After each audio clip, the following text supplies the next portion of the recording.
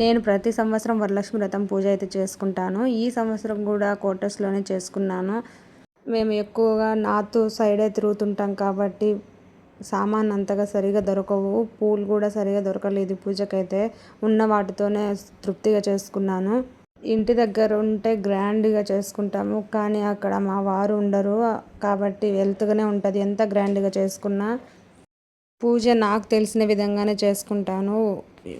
ముందుగా గణేశుడి ఫోటోకు అష్టోత్తరాలు చదువుకుని అక్షింతలు పూలు వేస్తూ పూజ అయితే చేస్తాను. పూజ కోసం కలశం సిద్ధం చేసుకుంటాను. ఆ కలశానికే నేను కుంకుమ, పసుపు, అక్షింతలు వేస్తూ అష్టోత్తర శతమావళి, కొన్ని అమ్మవారి పాటలు వినేసి నాకు వచ్చినట్టు పాడుకుంటాను. ప్రసాదాలు 9 రకాలైతే చేశాను. ప్రతి ఇయర్ అలాగే చేస్తున్నాను ఇప్పటి వరకు అయితే. ఖచ్చితంగా అనేం కాదు, మనకు ఓపికను బట్టి చేసుకోవచ్చు. ఇక్కడ క్వార్టర్స్లోనే మా ఊరమ్మాయింది, తను పూజ చేసుకోరు వ్రతము కాబట్టి నేను పూజ చేసే టయానికే తను కూడా పిలిచాను. ఆ బ్లాక్లో 5 మెంబర్స్ లేడీస్ని అయితే పిలిచాను, అండ్ తెలుగు వాళ్ళను కూడా 2 వాయినం ఇవ్వడానికి.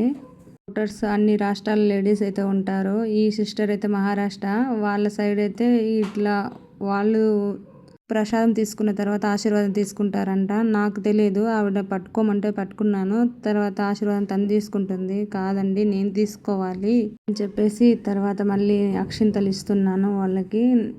నేను కూడా ఆశీర్వాదం తీసుకున్నాను. నా పూజ మొత్తం కంప్లీట్ అయ్యేసరికి మా హస్బెండ్ కూడా వచ్చారు. ఆయన దగ్గర కూడా ఆశీర్వాదం తీసుకుని నా పూజ అయితే కంప్లీట్ అయిపోయింది. నేను ఆ పిక్ ఇక్కడ యాడ్ చేయట్లేదు, ఎందుకు అంటే వీడియో కోసం ఫోటో కోసమే చేస్తున్నారా అనుకుంటారు కాబట్టి. నాకు ఇక్కడ పూజ సామాగ్రి అంతా అందుబాటులో అయితే ఉండవు. ఎలా చేసుకోవాలో ఏమో అయితే నిన్నటి వరకు కొద్దిగా టెన్షన్ ఉండే, కానీ అమ్మవారి దయ, మన సంకల్పం గట్టిదైతే ఉన్నంతలో అయినా చేసుకుంటాం ప్రశాంతంగా. నేను కూడా అంతేను. ఈరోజు వాయినాలు ఇవ్వడానికి ఇలా చిన్న చిన్న ప్లేట్స్ అయితే తీసుకున్నాను రిటర్న్ గిఫ్ట్ కింద. నార్త్ సైడ్ వాళ్ళకు బ్లౌజ్ పీస్ రెడీమేడ్ యూజ్ చేస్తారు.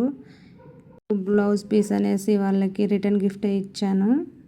అంతా ఇలా కంప్లీట్ అయిపోయిన తర్వాత ఇలా 2 పిక్స్ తీసుకున్నాను మా వారితో, పిల్లలతో. కొంచెం గార్డెన్లో మంచిగా శారీ కట్టుకున్నాను కదా అనేసి. ఇక్కడ పూలు సరిగా దొరకవని బాధ ఉండింది, కానీ ఇక్కడ బిల్వ పత్రాల చెట్లు ఎక్కువగా ఉన్నాయి. ఆ ఆకులు తీసుకొని ఇలా బ్యాక్గ్రౌండ్ సైడ్ డెకరేషన్ అయితే చేశాను సింపుల్గా. అమ్మో మనం సరిగా చేయలేదేమో, దేవతకు కోపం వస్తుంది అలాంటివి ఏం పెట్టుకోవద్దు. మనకు నచ్చిన విధంగా ఆరుబాటలు పోకుండా మనకు ఉన్నంతలో కూడా మంచిది. Thank you, bye.